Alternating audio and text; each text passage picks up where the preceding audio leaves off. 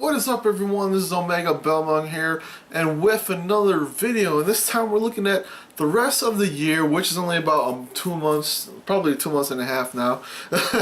A little bit less than that, but we're looking at the next 2 months, and we're looking at the games I'm most excited about. Fortunately, like I said, there's only 2 months left, so there's only like a handful of games. So I'm not doing a top 10 games I'm looking forward to. I'm going to cut that in half and do a top 5. So let's get started then. At the number 5 spot, it is Kingdom Hearts 2.5 HD Remix. What a title and a name full too. But the reason why I put this at number 5 is because it's a game that I already played already. So, or at least half a game that I already played already. I did play through 2, beaten it. I love the game to death. And the cool thing about this game is it comes with 2 other games, which is of course Kingdom Hearts 2, and then you got Birth by Sleep, which I really didn't get to play too much of because during that time my PSP was acting up, so I really didn't get the chance to play it. And you also got Recoded, which is I think a DS game.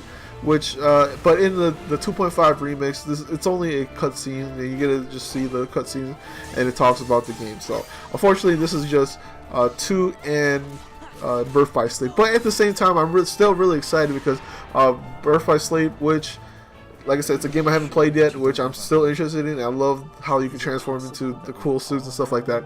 And then you also got Kingdom Hearts 2, which is also the Japanese version of this, which is the final mix. And I think the Birth by Sleep is the final mix too. So you get the core game, and then a little bit extra. So like I said, this is the number 5 on my list.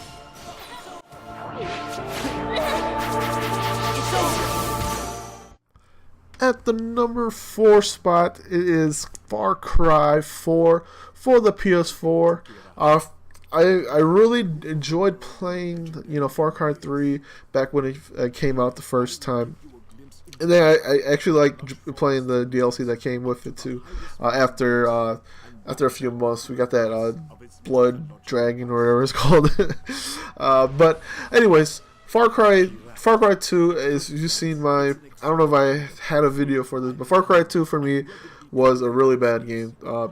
You had this open world that was awesome, but at the same time you had checkpoints that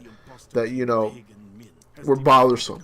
But in Far Cry 3 they fixed that, and in Far Cry 4 it's already been fixed, like from Far Cry 3, and then they're building on top of it. As far as I've seen, I haven't watched too much videos because at the same time I kind of want to still keep it, so when I go into the game I already know, I don't know what I'm really getting into other than just the gameplay itself in the world. But I'm looking forward to playing it just because it's an open world type game. You also have pretty cool guns. Animals are freaking awesome. Now it's up in the place is called Kyrat. This is like almost jungle slash a mountain base area, so it looks pretty cool. And then, like I said, you always have a pretty cool main bad guy and pretty crazy main bad guy. So we'll see what happens. Into the spiritual world of Shangri-La. At the number 3 spot, it is Freedom Wars for the PlayStation Vita. So we heard about this game for a while now. It's been pretty quiet. I think it finally came out in Japan probably a month or 2 ago, maybe even more than that. But it's about you are a prisoner of for the government, and you have an infinite lifetime or a certain amount of lifetime sentence you're into. And so the only way to decrease that is to actually work for them and kill these monsters that are popping out. A lot of people say it looks a little bit like Monster Hunter, but with terrain that you could jump onto, and you could whip yourself into different areas and stuff like that, and rescue people. So that's the whole point of doing this: rescuing people or taking down a certain monster. It has big guns, big swords, almost like a god. It was a god eater type game. So like I said, it sounds pretty cool. I really don't know if it's just ad hoc or is it online play too. Would have been awesome. I probably should have researched that before, but anyways, I heard that you can also play single player anyways to go through a lot of the stuff with like NPCs and things like that. Multiplayer wise, like I said, I totally forgot to read into that, but it is still one of my games I'm really looking forward to for the Vita.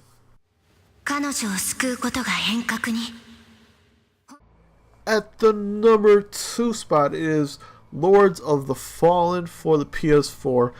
This game looks phenomenal as far as I've seen.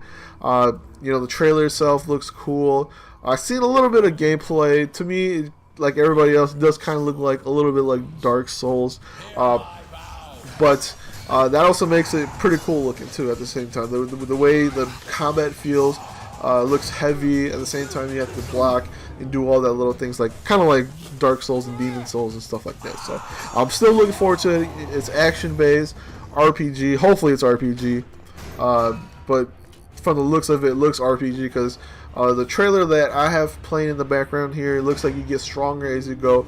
As you can see from the trailer itself, he starts out pretty weak, and then he gets killed a few times, and then he gets stronger and stronger. So we'll see what happens, how that plays out. Maybe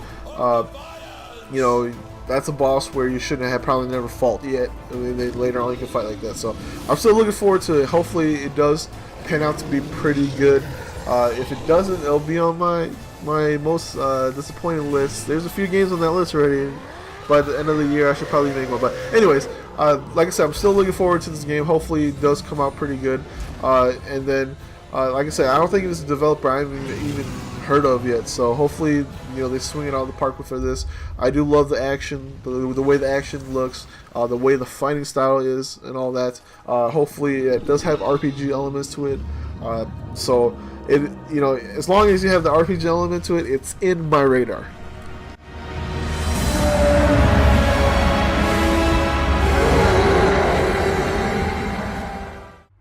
And finally, at the number 1 spot, it is Dragon Age Inquisition. I love Dragon Age 1, other than the fact that it's a little bit like Lord of the Rings, where you go out and collect, characters to come help you fight. Anyways, but at the same time, number 2 to me, I like the battle system in number 2, but, its reused assets was a killer to me. I mean, going into a cave and then going to one cave, it looked cool, and then go to a different cave that's not even connected to it. It looked the same, but in the opposite direction, going the opposite way. Yeah, anyways, there's a lot of wrongs in Dragon Age 2, but I still enjoyed playing that game. So with Dragon Age Inquisition, looks like they're kind of going back to 1 a bit. So we'll see how that works out. But at the same time, like I said, I do love the Dragon Age world, the world that they live in. I do like the story itself, and hopefully it does become better than number 1 itself. Hopefully it does. And then at the same time, you also have the multiplayer, which I haven't really taken a look at, but it looks like you can play like Diablo type, where you play with 4 other people and you can collect loot and stuff like that. Oh my god! If they have something like that in Diablo 2, like Diablo in Dragon Age Inquisition, my gosh, it would just blow my mind. That would be the game I'd be playing forever until like another RPG game come out, which is Final Fantasy 15. But anyways, like I said, I do enjoy the battle system. They did go back into the Dragon Age, the first Dragon Age battle system. Looks like it. And I'm just looking forward to seeing a lot of characters from, hopefully we see characters from Dragon Age. I know we're probably going to see a few characters from Dragon Age 2. So, like I said, I could go on and on about Dragon Age, but that is it. That is my number 1 video game that I'm looking forward to at the end of this year. The only one who escaped a blast that killed thousands. And you have no idea how you survived? At this moment, you are the only threat I see. Well, so that is my top 5 games that I'm looking forward to at the end of the year. Hopefully you guys enjoyed, and don't forget to comment down your top 5 games you're looking forward to at the end of the year. It doesn't matter what system it is. For me, it's always in the PlayStation brand because those are the systems I own. So it doesn't matter what system, whatever game you're looking forward to playing, go ahead and put that down in the comments. So anyways, I'll see everybody next time.